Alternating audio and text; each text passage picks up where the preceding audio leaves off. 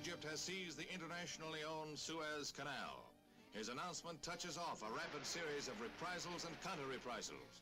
Britain freezes all Egyptian funds, and Egypt retaliates with the same measures.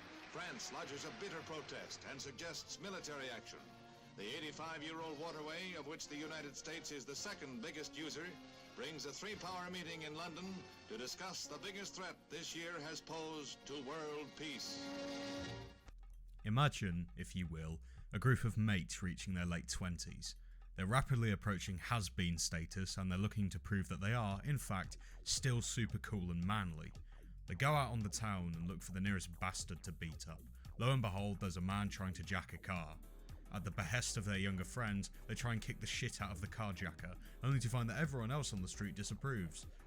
Because the bloke they just tried to fight wasn't jacking someone else's car, he was just using his own car as per the law. Embarrassed, the lads retreat sheepishly and everyone takes the piss out of them. What I just described was basically the Suez crisis.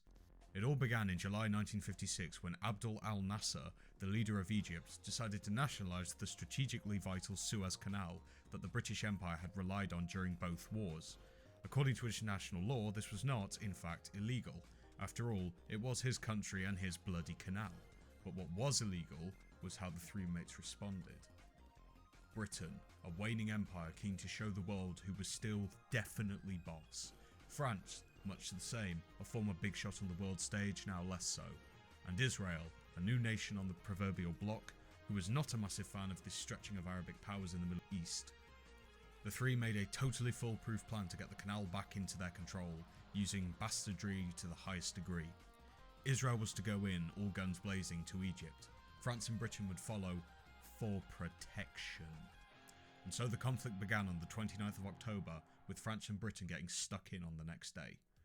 Now, in the background was the metaphorical dad in this situation, the USA, headed by World War II hero and megamind lookalike Dwight D. Eisenhower, or Ike as he was called by anyone who couldn't be arsed with the full name. Ike did not approve of Israel's invasion and called for an immediate ceasefire.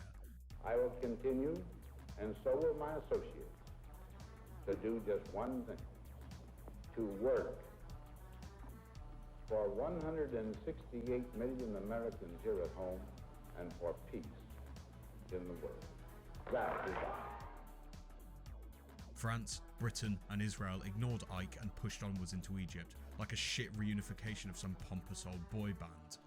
In response, Ike put monetary pressure on the UK by blocking a loan they tried to withdraw from the IMF, as well as blocking oil aid to force withdrawal.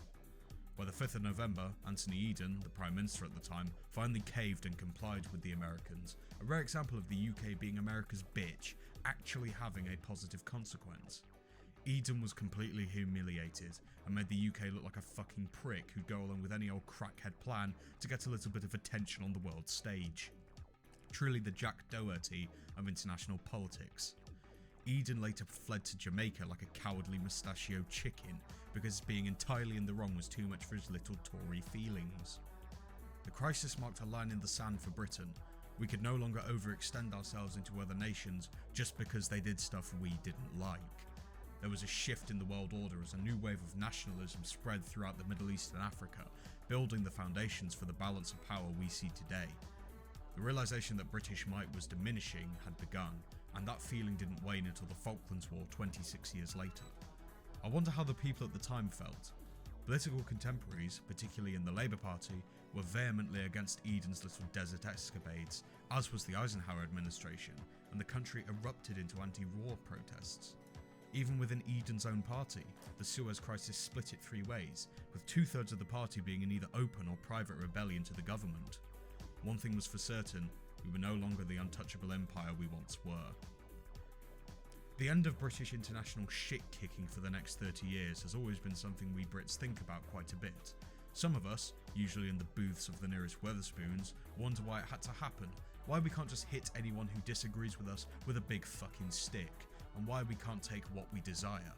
This is a lesson we were supposed to have learned back in 1956 itself, but after the admittedly impressive victory at the Falklands, as well as the shadier interventions into Iraq and Afghanistan, the dormant British enjoyment of a good fight has begun to wake once again.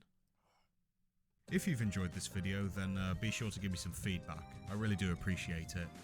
The war video that I did a few days ago got some really nice comments, which I really appreciate.